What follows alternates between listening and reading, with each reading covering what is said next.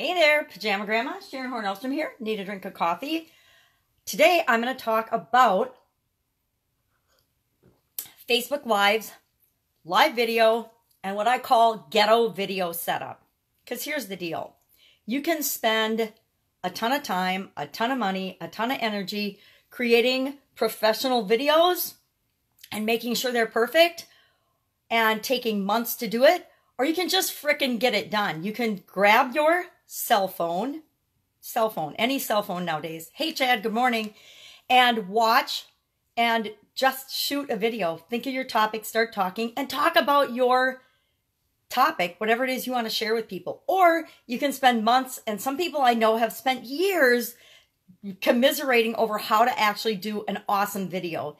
And I don't think, the one thing I love about Facebook Live is that, or any other live video, I'm talking about any kind of video. YouTube, you can do it on, and I'm sure there's a lot of other platforms as well. But the most common one is Facebook Live, and that's the one I use, so that's what I'm talking about when I say Ghetto Video Setup. So what do you need to do a video? You need yourself, your face, your voice, and a cell phone nowadays with Facebook app installed on it. Download the Facebook app if you've got an iPhone.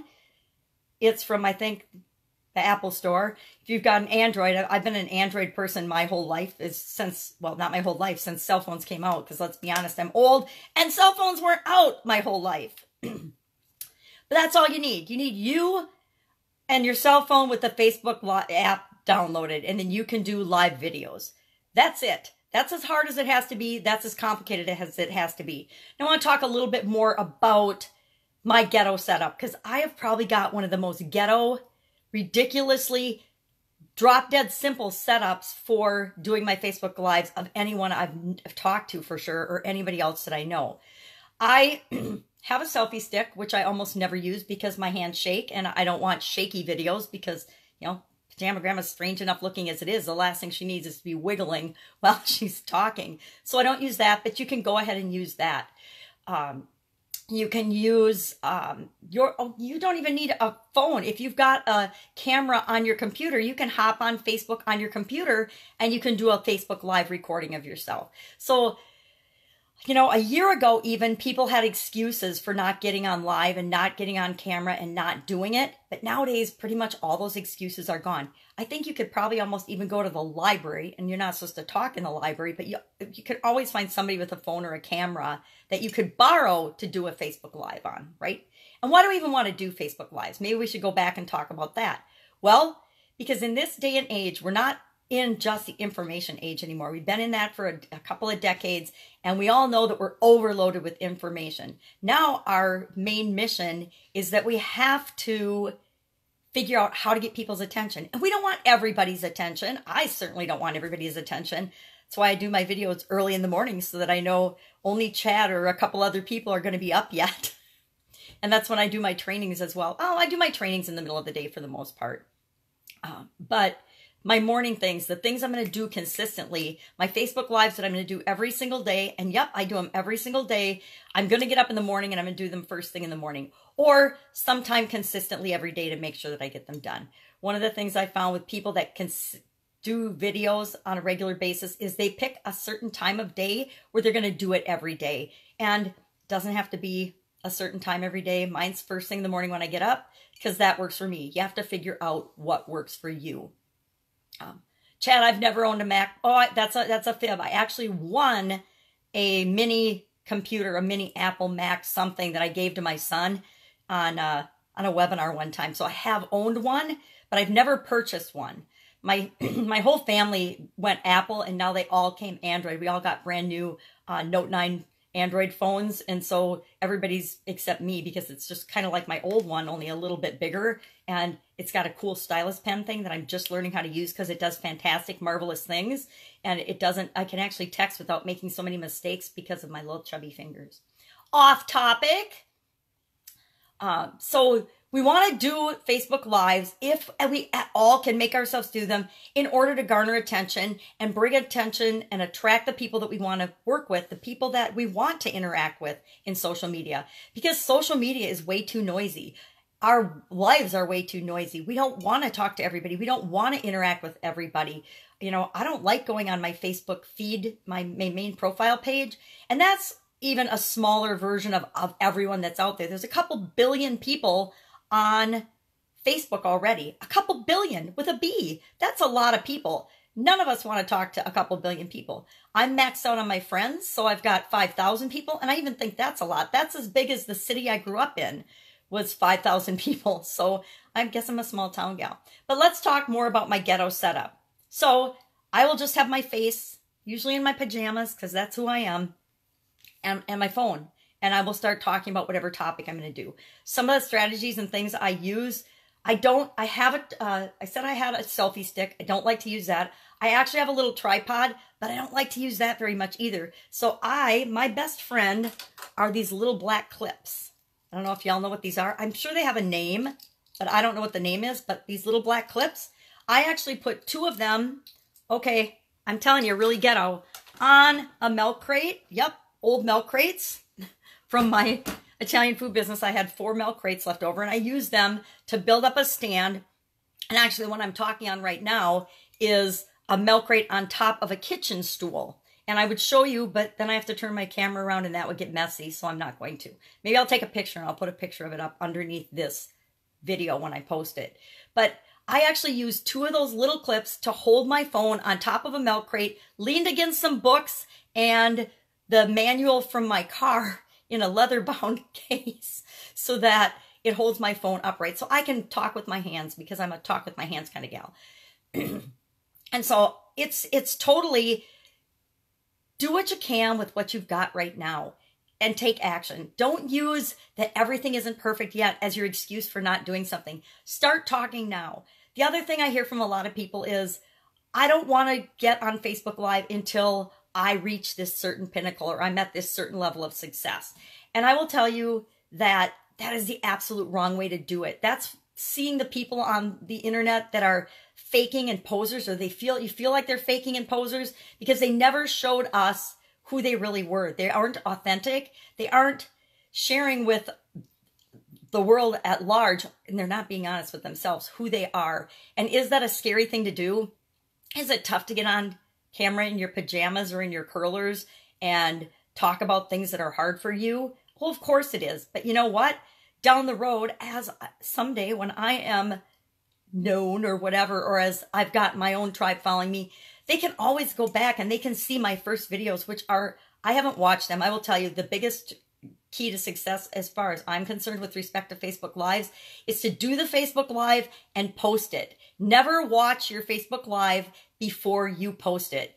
If I did that, I did it last year when I knew I should be doing video and I knew I should be doing Facebook Lives.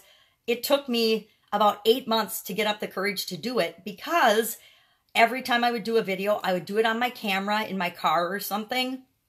By camera, I mean my cell phone. I've always called my cell phone a camera because I've always used my phone as more of a camera than a phone.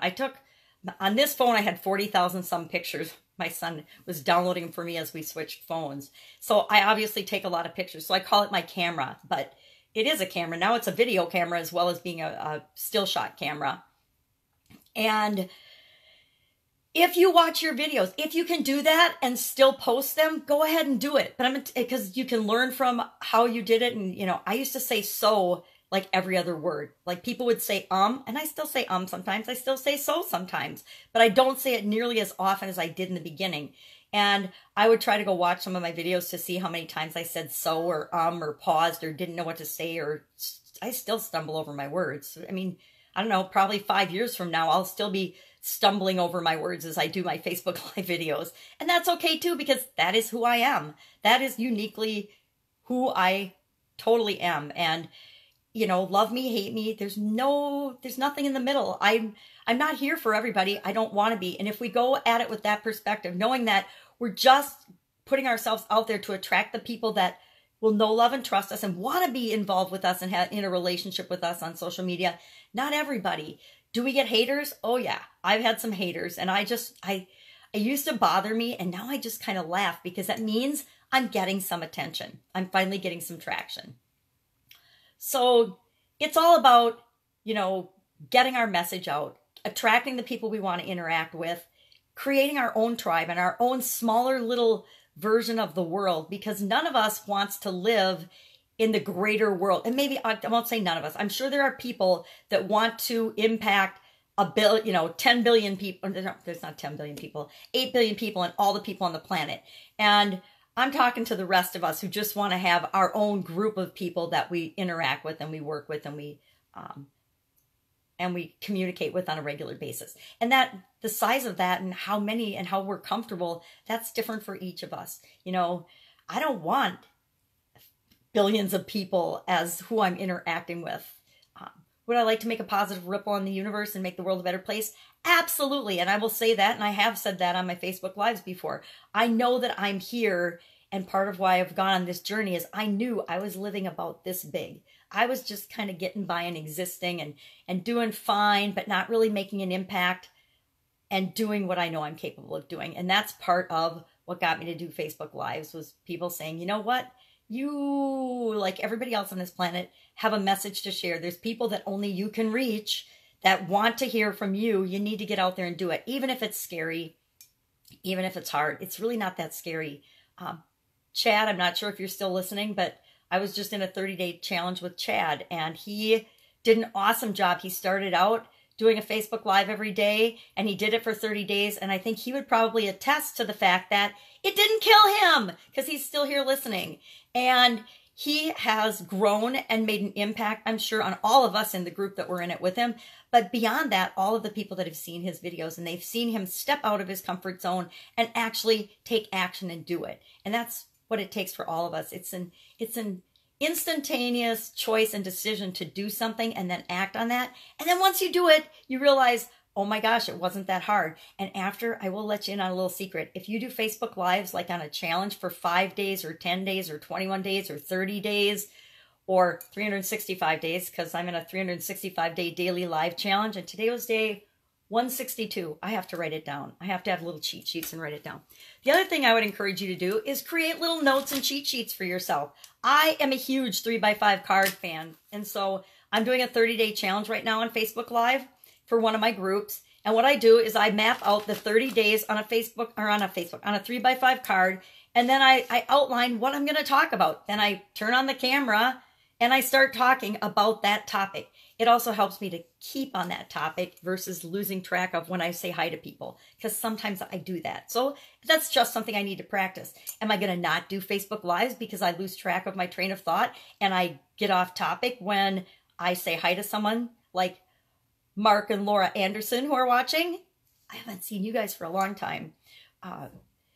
Yeah, I do. But then I usually somewhere down the road as I'm rambling, come back on track and back on topic. So for example, Ghetto Facebook Live videos. Just get your phone, get your face, be you, be authentically you, because that's what people want to see. And are you going to suck your first few? Oh my gosh, yeah. Which is part of why I started talking about why I don't go back and watch mine. Because I'm sure if I watched them, I would just want to curl up in a little ball and die. And that's okay. Because whenever we start doing anything new in our lives, guess what? We usually suck at it. Did you walk the first time you stood up as a baby? Did you just stand up and start running? Okay, well, my son did that, but he's definitely the exception. But the majority of us, we get up, we fall down. We get up, we fall down. We get up, we fall down. We learn to take a few steps, and then we take more and more, and we get better and better. The same is true of doing anything, any skill, anything we want to do in life. None of us are born knowing how to do Facebook Live videos. We're all conditioned over the course of our life, however old you happen to be right now, to doubt that we can do something or to be afraid of doing something that we haven't done before. And I've always found in my past experiences, and there's been a lot of them because I'm old these days, but I've always found that actually the doing of something, the taking action and doing it is never, ever, ever, it's never, ever been as scary as I built it up to be in my mind ahead of time. It was always way easier once I actually did it. And then all of a sudden you're looking back and you're like, well, why the heck was I ever afraid to do that in the first place? Why did I put off doing that in the first place? So I'm going to encourage you today to not be afraid to do Facebook Lives. If you've never done one, I'd like to challenge you. I will put a link to one of my pages or my groups, in a private one, in the link below that you can go to, and you can do your first Facebook Live with absolutely no fear. If you want some feedback on it, just go ahead and ask. I'd be glad to share. I don't know everything. I'm definitely not a professional videographer or anything, but I do know how to do Facebook Lives. I think I've done well over 1,000 this year already, because I really committed to myself that I was going to do them, no matter how scared I was, no matter how much I stunk at it, no matter how embarrassing they were. And I did some embarrassing ones. I did one in my bathtub that my kids are still giving me a hard time about. But I didn't die when I did that. That was the scariest thing I could think of to do as a Facebook Live, which is why I did it, because I'm challenging myself to up level and to do things that stretch my comfort zone. So just use whatever works for you. Do it wherever you can do it. I've changed the location of my Facebook Lives a lot in the last few months because I'm in the process of moving, so I know they're going to change. And I just sit in the corner of my office right now and do them because that works for me. On my milk crates with my black clippy things to hold up my phone and start talking. I usually have a cup of coffee because I need coffee in the morning. But that's it. Don't be afraid to start. That's it. Have a fantastic day. I hope this was helpful. If it was, let me know in the comments below. If it wasn't, let me know that too, and I won't do it again. Take care. Pajama Grandma out. Bye. Hey, Jared.